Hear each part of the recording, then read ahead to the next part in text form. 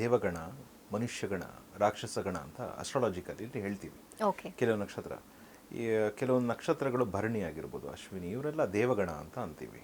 ಆಯಿತಾ. ಆಶ್ಲೇಷ, ಜ್ಯೇಷ್ಠ, ಮೂಲ ಇದನ್ನು ರಾಕ್ಷಸಗಣ ಅಂತೀವಿ. ಅಂದರೆ ಕ್ಯಾರೆಕ್ಟರಿಸ್ಟಿಕ್ಸ್ ಆ ಥರ ಬರುತ್ತೆ ಅಂತ.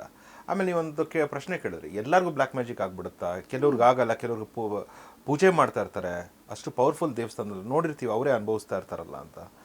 ನಾನು ಕೆಲವೊಂದು ಬ್ಲ್ಯಾಕ್ ಮ್ಯಾಜಿಕ್ಕು ರಿಮೂವ್ ಮಾಡೋಕ್ಕೆ ಹೋಗಿ ನನಗೂ ಹೊಡೆತ ಬಿದ್ದಿರೋದು ಉಂಟು. ಓಕೆ. ಸರಿನಾ? ಅಲ್ಲಿ ಏನು ನೋಡಬೇಕು ಅಂದರೆ ಫೈನಲ್ ನನಗೂ ಅರ್ಥ ಆಗೋದೇನು ಅಂತಂದರೆ ಕರ್ಮ ಅನ್ನೋದು ಭಾಳ ದೊಡ್ಡದಿದೆ ಇಲ್ಲಿ. ಇವಾಗ ಏನು ಅನ್ಕೊಂಡ್ಬಿಡ್ತೀವಿ, ಪೂಜೆ ಮಾಡಿದವ್ರಿಗೆಲ್ಲ ಒಳ್ಳೇದಾಗಂಗಿದ್ರೆ ಕೆಲವ್ರು ಮಾತಾಡ್ತಾರೆ, ಎಲ್ಲರೂ ಹಂಗಾದರೆ ಕುಬೇರರು ಆಗ್ಬಿಡ್ಬೋದಿತ್ತು, ಎಲ್ಲರೂ ಅಂಬಾನಿ ಆಗ್ಬಿಡ್ಬೋದಿತ್ತು ಅಂತ. ತಂತ್ರ ಸಾಧನೆ ಮಾಡಬೇಕಾದ್ರೂ ನಾನು ಎಕ್ಸ್ಪೀರಿಯನ್ಸ್ ಮಾಡಿರೋದು, ಕೆಲವ್ರಿಗೆ ಅದರಲ್ಲೇ ಏಟು ಬಿದ್ರೂ ಮತ್ತೆ ಮತ್ತೆ ಜಪ ತಪ ಮುಂದಕ್ಕೆ ಹೋಗ್ತಾ ಇರ್ತಾರೆ. ಕಾರಣ ಏನು ಗೊತ್ತಾ? ಅಲ್ಲಿ ದೈವ ಅದೋ ಒಂದು ಪರೀಕ್ಷೆನೇ. ಇದು ಅರ್ಥ ಮಾಡ್ಕೊಬೇಕು. ಅಲ್ಲೇನೋ ಯಾರೋ ನಮ್ಮ ಕೆಟ್ಟ ಗುರು ಸಿಕ್ಬಿಟ್ಟಿದ್ದಾರೆ ಅನ್ನೋದು ಅರ್ಥ ಅಲ್ಲ. ಆಮೇಲೆ ಬ್ಲ್ಯಾಕ್ ಮ್ಯಾಜಿಕ್ಕು ಏನಂತೀವಿ, ಎಲ್ಲರಿಗೂ ಎಫೆಕ್ಟು ಆಗುತ್ತಾ, ಎಲ್ಲ ನಕ್ಷತ್ರ ಮೇಲೆ ಆಗುತ್ತಾ, ಯೂನಿವರ್ಸಲ್ ಆಗುತ್ತಾ ಅಂತ.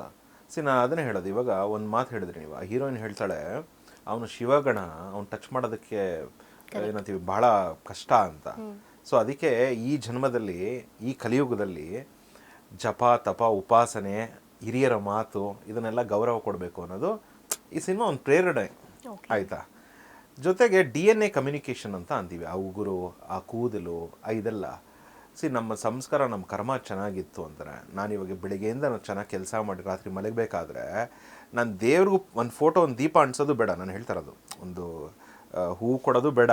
ನನ್ನ ಆತ್ಮಸಾಕ್ಷಿಗೆ ನಾನು ಮೋಸ ಮಾಡಿದಿರ ನಾನು ಮಲಗ್ತಾ ಇದ್ದೀನಿ ಅಂತ ಅಂದರೆ, ಆವಾಗ ನೀನು ಯೂನಿವರ್ಸಿಗೆ ಪ್ರಶ್ನೆ ಮಾಡು, ನನಗೆ ಬ್ಲ್ಯಾಕ್ ಮ್ಯಾಜಿಕ್ ಆಗ್ತಾ ಇದೆ, ವೈಟ್ ಮ್ಯಾಜಿಕ್ಕು ಏನಾದರೂ ನೀನು ಕೇಳ್ಕೊ, ದೃಷ್ಟಿ ಆಗ್ತಾ ಇದೆಯಾ ಅಂತ.